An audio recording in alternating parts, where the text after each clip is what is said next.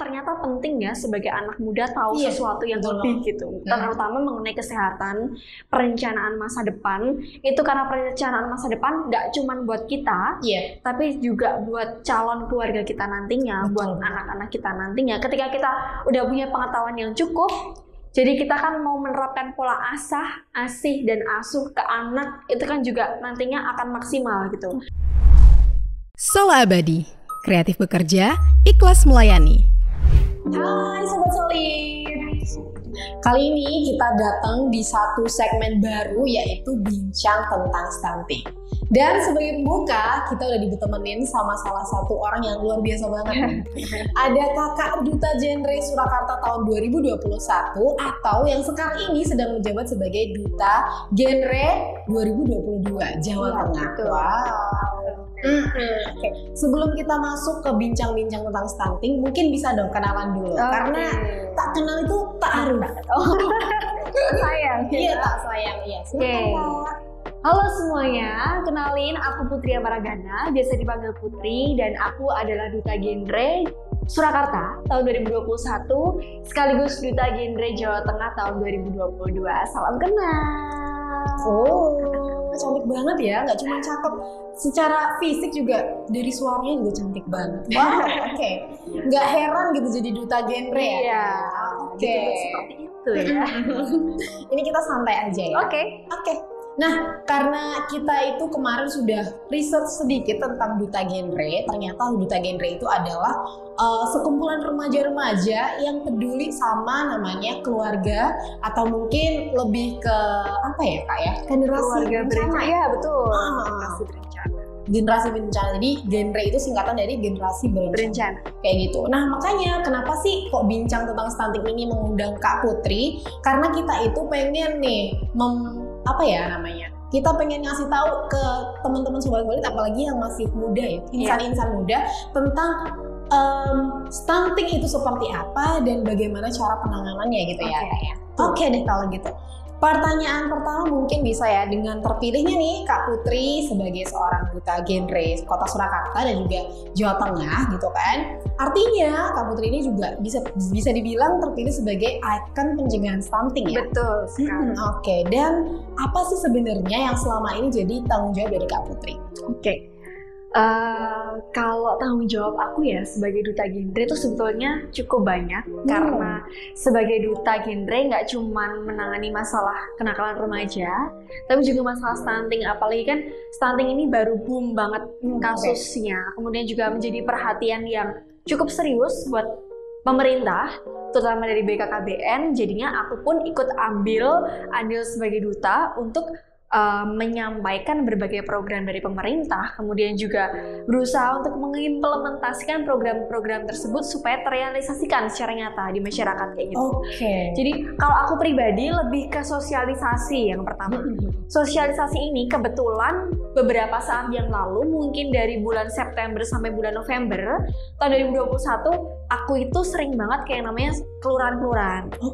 Nggak cuman ke PIK. Jadi teman-teman, kalau di Genre itu ada yang namanya PIK, Pusat Informasi dan Konseling Remaja. Itu isinya adalah remaja-remaja yang mana kita membahas mengenai isu-isu terkini remaja gitu. Tapi fokusnya nggak cuma di situ, karena kami sebagai duta itu diberikan tugas untuk mensosialisasikan ke calon pengantin, terus ke ibu-ibu PKK tuh, ke ibu-ibu PKK, kadang juga ke anak kecil, yang mana kegiatan itu rutin banget kita lakukan. Bahkan waktu dulu aku inget banget ada beberapa saat itu sampai beberapa hari langsung ya, mungkin secara beriringan aku sosialisasi.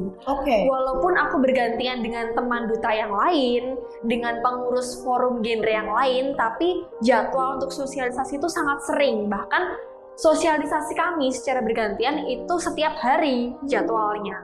Dan kemudian selain kita ada sosialisasi langsung, kita sebagai duta juga dituntut untuk memberikan edukasi melalui media sosial yang kami punya. Karena kan zaman sekarang mana ada sih yang nggak pegang gadget gitu ya. Betul banget. Banyak banget yang udah pakai Instagram, dan semua duta memang diajarkan dan dituntut untuk aktif Instagram, memberikan edukasi seputar stunting ataupun isu-isu remaja terkini, yang mana supaya kita itu sebagai duta nggak cuma action secara nyata aja nih, tapi kita bisa memberikan edukasi itu juga melalui media sosial kita gitu. Jadi bisa menginfluence dengan jangkauan orang yang lebih banyak. Oke, betul. Jadi karena mungkin kalau misal di daerah sini doang, itu yang kena orang sini-sini. Iya, aja. betul. Lewat sosial media lebih banyak Betul lagi sekali. yang bisa terangkul gitu ya. Oke deh kalau gitu. Jadi memang menarik nih buat Sobat Solid yang mungkin sudah berencana untuk menikah gitu ya. Ini harus didengerin banget. Karena apa ya? Penting gitu untuk mengedukasi diri kita sebelum pengen menuju jenjang yang lebih serius lagi bersama pasangan kayak gitu. Nah, berbicara nih tentang pentingnya edukasi stunting di kalangan remaja, terutama remaja putri ya. Mengapa sih hal ini tuh penting untuk dilakukan gitu? Dan apa sebenarnya peran dari kita nih sebagai remaja putri? Aku juga remaja nih ya, dan juga Kak Putri juga remaja. Apa sebenarnya peran kita dalam pencegahan stunting itu? Peran kita sebagai remaja perempuan itu penting banget karena yang pertama, kita ini kan masih ibaratnya masih muda. Jangkanya untuk menikah, apalagi untuk teman-teman yang masih remaja usia SMP ataupun ya mungkin masih SD lah, baru-baru ABG gitu. Itu kan sesuatu yang belum terlanjur. Atau kalau orang Jawa bilang belum kebacut gitu. Otomatis untuk mempersiapkan gizi sejak dini itu jangkanya lebih panjang juga. Beda halnya ketika kita baru mempersiapkan kesiapan gizi itu setelah mau menikah. Walaupun bisa, tapi kan tidak maksimal kalau menurut aku ya. Akan lebih maksimal ketika kita punya kebiasaan untuk hidup menerapkan pola hidup bersih dan sehat itu sejak dini, dan nantinya akan terbawa sampai nanti mau menikah, bahkan setelah punya anak, memiliki keluarga baru, jadinya kita juga bisa menghindarkan yang namanya salah satunya stunting itu tadi. Karena kan kalau untuk anak-anak remaja putri ini, mungkin jangkanya untuk memikirkan aku mau melahirkan, aku mau punya anak itu kan masih jauh. Tapi minimal lah kita bisa terhindar dari yang namanya penyakit menular seksual. Karena penyakit menular seksual ini kalau setahu Putri itu juga bisa menjadi salah satu penyebab terjadinya stunting gitu. Jadi kan nanti kan bisa penyakitnya tertular ke anak atau lain sebagainya yang menyebabkan kualitas dari generasi selanjutnya itu nggak maksimal gitu. Jadi memang peran kita tuh penting banget. Terus juga kalau tadi balik itu kan secara medis, secara jangkauan pun anak-anak remaja seusia kita ini biasanya ketemu sama teman-teman remaja yang banyak. Karena mereka kan sekolah, kuliah, baru bekerja itu kan relasinya tuh lebih banyak daripada konotasinya ibu-ibu yang sudah di atas 25 tahun misalnya. Otomatis kan jangkauan dia untuk memberikan edukasi ke teman-temannya itu kan kecil gitu. Kayak yang ya paling yang ditemui dalam kesehariannya adalah keluarganya gitu. Beda dengan kita anak-anak remaja yang masih sering hangout, yang masih sering kumpul bareng teman-teman, jangkauan untuk menginfluence, saling menginfluence itu lebih besar gitu. Betul. Karena kalau misal udah terlanjur punya rumah tangga baru, pasti kita juga lebih fokusnya ke situ. Betul. Jadi kayak kita lebih fokus untuk mengedukasi keluarga kita. Betul sekali. Sebelum itu terlambat gitu ya, kita bisa saling itu sih, kasih tahu satu sama lain, mengingatkan gitu. Karena sejauh aku yang lihat itu, memang kalau misal remaja-remaja hangout, nongkrong, yang dibahas ya kurang bermanfaat gitu. Iya, betul. Nah mungkin peran dari genre itu ya untuk mensosialisasi itu sih, karena banyak banget yang harus dipersiapkan sebenarnya. Jadi kayak kalian nih jangan santai-santai aja. Iya benar. Dan karena penting banget juga sih. Jadi ternyata stunting itu bukan sekadar disebabkan oleh gizi doang. Ternyata juga dari seksualitas kita juga itu berpengaruh gitu kan. Bahkan untuk hal yang seperti tadi dibilang sama Kak Putri, kebersihan itu juga sangat mempengaruhi nanti tuh si anak ini bisa kena stunting atau tidak tuh, karena itu tadi higienisnya kita itu seperti apa gitu. Oke, emang keren banget sih Kak. Oke deh kalau gitu. Nah sebelum itu kita masuk lagi ke sana, ke topik kita ini. Aku beberapa hari yang lalu sebenarnya bersama dengan tim stunting kita juga di Salawan Stunting itu baru berdiskusi nih sama dokter spesialis anak. Beliau itu mengutarakan bahwa pencegahan stunting bukan hanya dimulai dari kelahiran gitu. Jadi sejak 1000 hari pertama kehidupan itu sudah dipantau gitu. Dan bahkan kondisi tubuh ibu semenjak remaja itu juga harus diperhatikan gitu karena adalah faktor utamanya. Terus gimana sih kita tuh harus mempersiapkan itu tadi? Gitu. Tadi kan udah disebutin ya, cuman kayak lebih spesifik lagi mungkin. Kalau lebih spesifiknya, yang pertama karena stunting itu bersangkutan dengan gizi ya. Jadi kita juga sebagai remaja boleh kalau misalnya mau makan seblak atau makan sesuatu yang pedes banget, asam banget boleh. Cuman memang harus terkontrol. Ibaratnya kalau aku pribadi, karena ibuku juga termasuk, mamaku tuh orangnya yang peduli banget sama gizi. Oh ya. Jadi sebisa mungkin anak-anaknya juga harus mengkonsumsi sayur, buah, vitamin itu harus selalu. Entah bagaimanapun hasilnya, ibaratnya aku akan punya berat badan yang ideal atau enggak. Mungkin ya teman-teman bermasalah dengan berat badan mungkin ya, itu nggak perlu khawatir. Yang penting adalah kita mengkonsumsi makanan yang sehat. Itu harus dijadikan kebiasaan. Entah nanti jadi gemuk atau jadi kurus, itu adalah ibaratnya hasil lah ya. Kita nggak tahu hasilnya gimana. Yang penting sehat dulu. Iya betul banget. Karena kalau gizinya seimbang, mau gemuk mau kurus pasti sehat. Iya betul. Sedangkan kalau misalnya makanan yang kita konsumsi itu nggak baik, rata-rata misalnya junk food terus kayak gitu, walaupun tubuh kita tuh bentuknya ideal, tapi dalam jangka panjang kita akan terkena penyakit gitu. Dan nantinya juga bisa berefek pada stunting itu tadi, karena memang belum membiasakan diri untuk pola hidup sehat, memperbaiki gizi. Betul banget. Terus yang kedua, olahraga. Olahraga itu penting banget. Mungkin untuk kaum mager ya, mageran gitu, rebahan. Sebetulnya kalau malas sekali 2 kali nggak apa-apa, tapi kita harus tahu kalau olahraga itu jangkanya untuk kesehatan itu panjang. Iya gitu. Dan balik lagi, sesuatu yang sudah kita biasakan, kebiasaan baik yang sudah kita biasakan sejak dini akan jadi sesuatu yang baik nantinya. Betul. Beda halnya kalau misalnya kita baru olahraga, baru makan makanan sehat kalau hamil kayak gitu, ibaratnya udah tinggal 9 bulan gitu. Masa ya mau dipas-pas kayak mau dipepetin aja gitu waktunya untuk memaksimalkan diri biar punya kondisi badan yang fit, badan yang sehat, gizi yang cukup kayak gitu. Terus juga selain itu bisa minum tablet tambah darah gitu. Tablet tambah darah itu kalau menurut orang-orang, anak-anak remaja itu biasanya baunya nggak begitu enak, kayak amis dan sebagainya. Bisa kok diganti dengan sayur-sayuran hijau. Bisa juga diganti dengan buah-buahan yang punya zat besi tinggi. Atau kalau memang nggak suka buah atau sayur, ya harus mengkonsumsi tablet tambah darah gitu. Karena kondisi orang yang anemia itu sulit untuk memperbaiki dengan jangka waktu yang cepat. Oh, betul banget. Harus ada perbaikan gizi, harus ada perbaikan yang cukup lama supaya nggak anemia lagi gitu. Jadi kalau nggak suka sayur, buah nggak apa-apa, tapi juga harus mau mengkonsumsi yang namanya tablet tambah darah. Kalau nggak mau tablet tambah darah, ya berarti harus mau sayur dan buah gitu. Karena kadang kita kan konsumsinya, kadang ada yang bilang apa itu ya, sayur pahit gitu. Cuman memang harus konsumsi.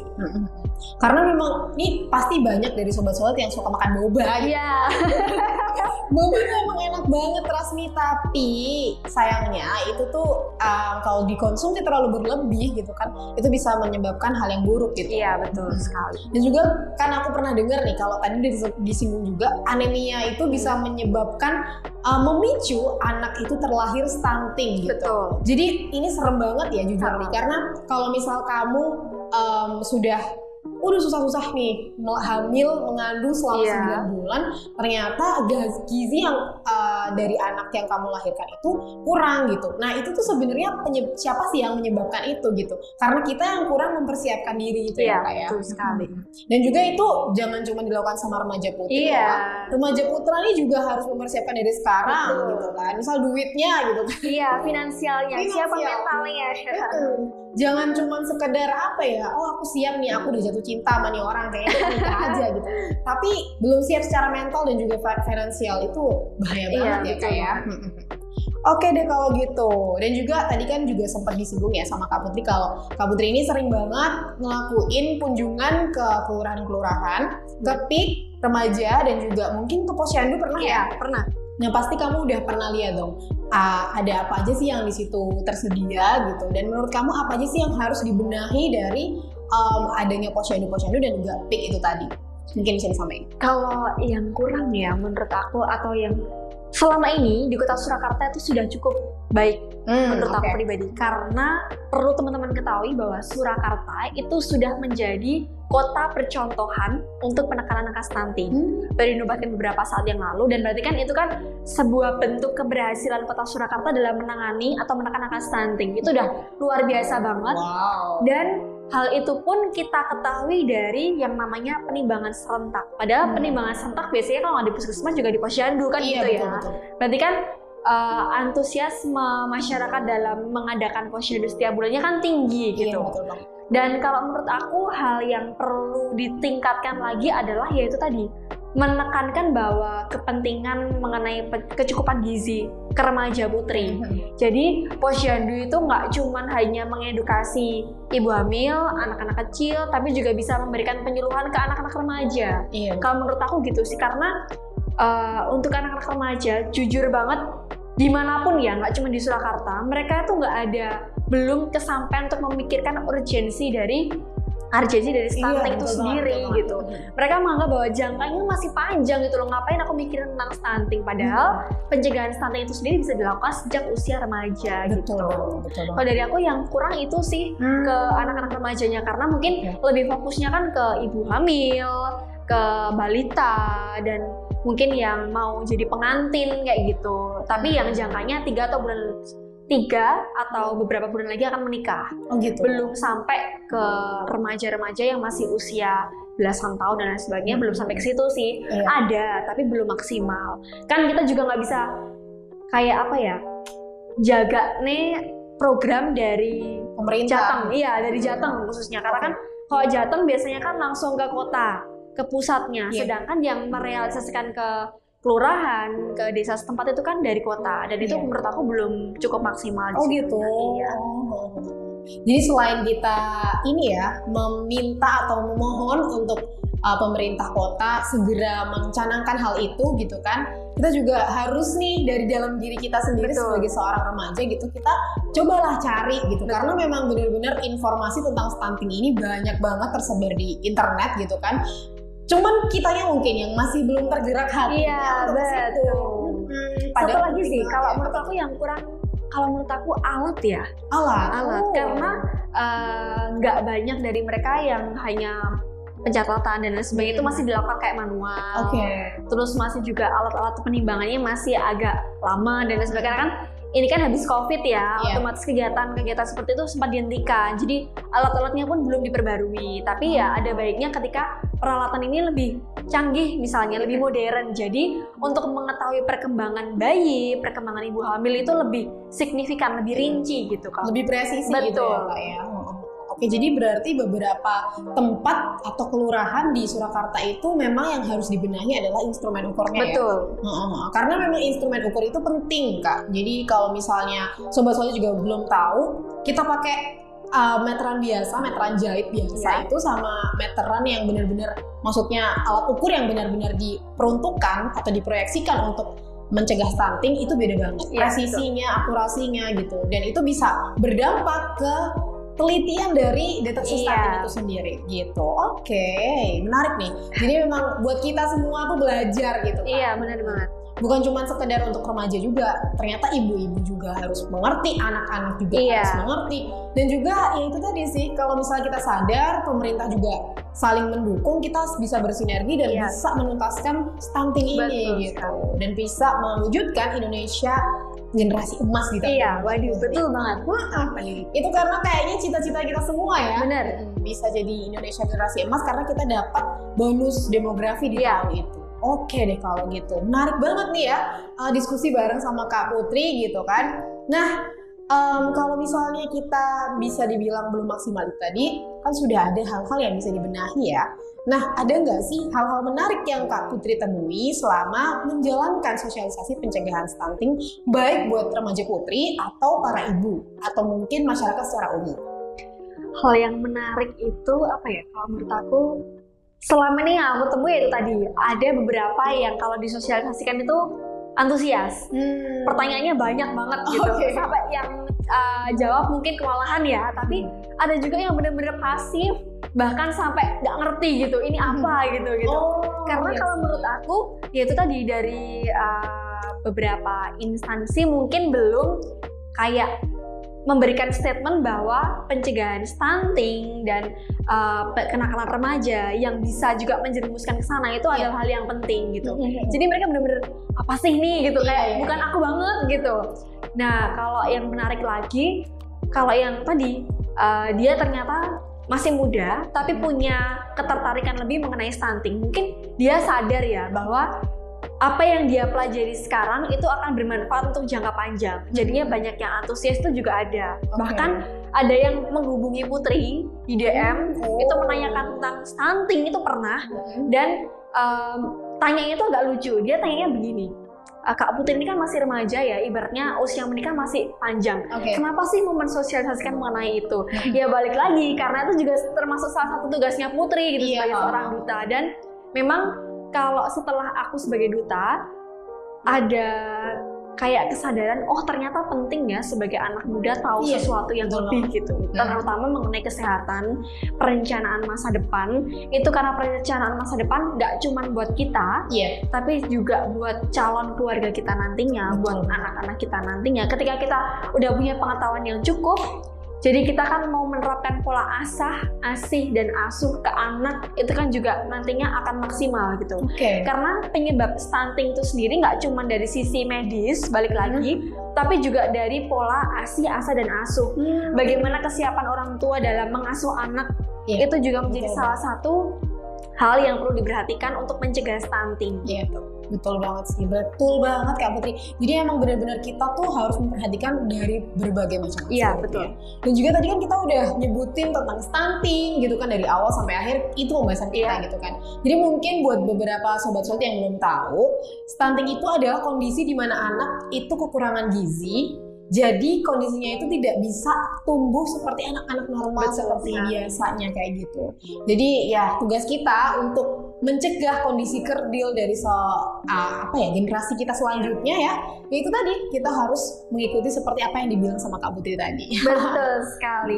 Karena kan ya itu tadi ya perlu persiapan yang cukup panjang ya untuk mempersiapkan itu, dan ya itu usia-usia kita untuk mempersiapkan. Betul banget Kak. Oke deh kalau gitu. Nah, sebenarnya kita sudah merangkum ya apa aja yang udah kita pengen tahu dari bagaimana cara remaja putri itu mencegah dan bagaimana cara kita menyikapi hal tersebut. Itu semua kita udah dapat dari Kak Putri. Mungkin ini saatnya kita untuk mengakhiri gitu ya. Nggak kerasa ya? Saya seru banget nih Kak Putri ya. Oke deh. Nah, sebelum kita tutup, mungkin bisa dong disampaikan harapan dari Kak Putri atau mungkin kesan-pesan nih buat Sobat Solid semuanya supaya mereka bisa mengerti bener-bener nih closing statement dari aku, kamu harus lakukan kayak gitu. Coba silakan. Kalau buat Sobat Solid ini berarti yang namanya Sobat Solid. Sobat Solid. Wah, ini aku seneng banget bisa dikasih kesempatan untuk di sini. Harapannya apa yang aku sampaikan ini bisa benar-benar terrealisasikan secara nyata di kehidupan kita.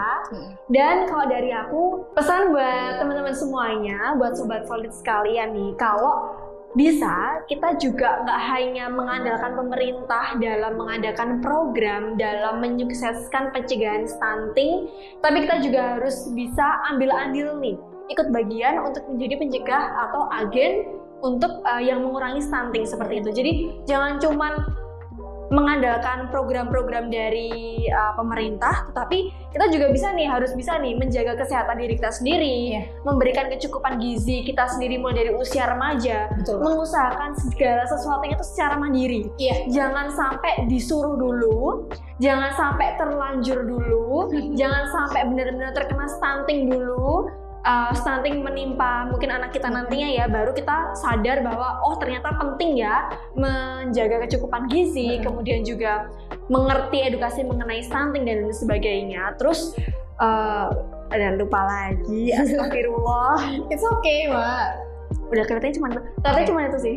Kalau pesan dari aku mungkin itu aja. Oke deh kalau gitu. Dan juga nih buat sobat solid yang belum sadar nih, ngapain sih aku harus peduli stunting?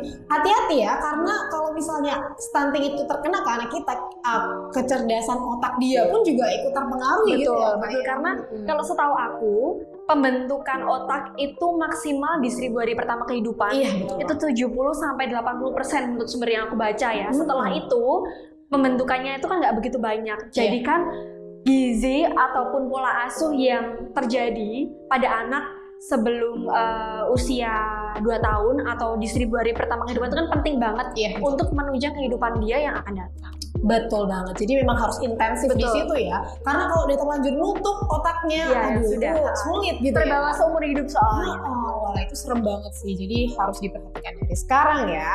Oke, mungkin itu aja Kak Putri. Terima kasih banyak sudah bersamai aku di sini menjelaskan kepada sobat solid tentang pentingnya pencegahan stunting dari usia muda dan usia remaja. Dan juga ini buat sobat solid, tahu nggak sih ternyata Kak Putri ini bentar lagi mau maju ke nasional. Jadi mohon doanya ya teman-teman sobat solid semuanya, semoga bisa membawa nama Jawa Tengah, membawa nama Surakarta menjadi lebih harum di kancah nasional. Keren banget, semoga sukses ya untuk Kak Putri. Terima kasih banyak sobat solid sudah menyaksikan sampai akhir. Sampai ketemu di bincang tentang stunting selanjutnya. Dadah. Sola Abadi, kreatif bekerja, ikhlas melayani.